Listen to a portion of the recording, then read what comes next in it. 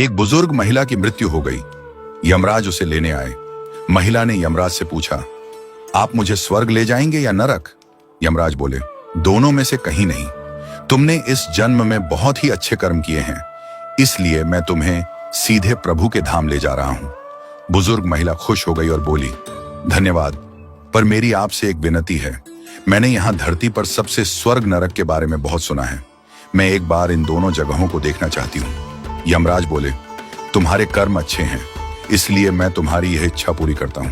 चलो, हम स्वर्ग और नरक के रास्ते से होते हुए प्रभु के धाम चले गए। दोनों चल पड़े। सबसे पहले नरक आया। नरक में बुजुर्ग महिला ने जोर जोर से लोगों के रोने की आवाज सुनी।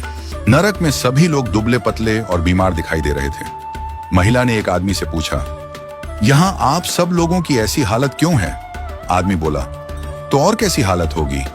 मरने के बाद जब से यहां आए हैं, हमने एक दिन भी खाना नहीं खाया। भूख से हमारी आत्माएं तड़प रही हैं।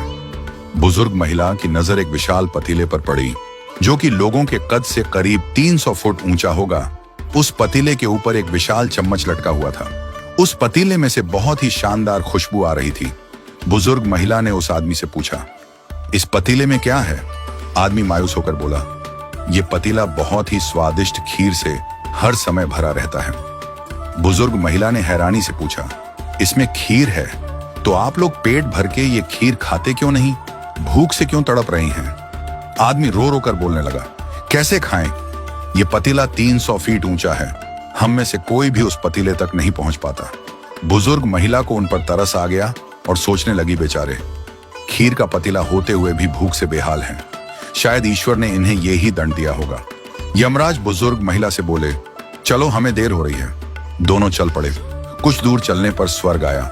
वहां पर बुजुर्ग महिला को सबकी हंसने खिलखिलाने की आवाज सुनाई दी। सब लोग बहुत खुश दिखाई दे रहे थे। उनको खुश देखकर बुजुर्ग महिला भी बहुत खुश हो गई। पर वहां स्वर्ग में भी बुजुर्ग महिला की नजर वैसे ही 300 फुट ऊंचे पतीले पर पड़ी जैसा नरक में था। उसके ऊपर भी वैसा ही चम्मच लटका हुआ था। बुजुर्ग महिला ने वहां लोगों से पूछा, इस पतीले में क्या है? स्वर्ग के लोग बोले, इसमें बहुत स्वादिष्ट खीर है। बुजुर्ग महिला हैरान हो गई। उनसे बोली, पर यह पतीला तो 300 फीट ऊंचा है। आप लोग तो इस तक पहुंच ही नहीं पाते होंगे। उस हिसाब से तो आप लोगों को खाना मिलता ही नहीं होगा। आप लोग भूख से बेहाल होंगे। पर मुझे तो आप सभी इतने खुश लग रहे हो, ऐसे कैसे? लोग बोले, हम तो सभी लोग इस पतीले में से पेट भर के खीर खाते हैं। महिला बोली, पर कैसे? पतीला तो बहुत ऊंचा है। लोग बोले, तो क्या हो गया, पतीला ऊंचा है तो? यहाँ पर कितने सारे पेड़ हैं। ईश्वर ने ये पेड़ पौधे, नदी, झरने हम मनुष्यों के उपयोग के लिए तो बनाए हैं।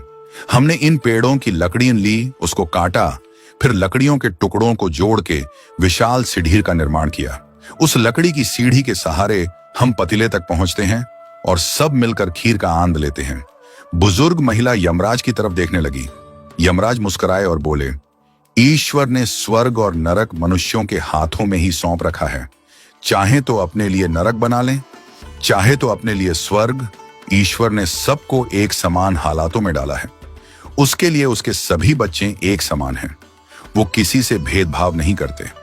वहां नरक में भी पेड़ पौधे सब थे, पर वो लोग खुद ही आलसी हैं। उन्हें खीर हाथ में चाहिए। वो कोई कर्म नहीं करना चाहते, कोई मेहनत नहीं करना चाहता, इसलिए सब भूख से बेहाल हैं। यही तो ईश्वर की बनाई इस दुनिया का नियम है। जो कर्म करेगा, मेहनत करेगा, उसी को मीठा फल खाने को मिलेगा। अर्थात स्वर्ग एवं नरक आपके हाथ में ही है। मेहनत करें, अच्छे कर्म करें और अपने जीवन को स्वर्ग बनाएं।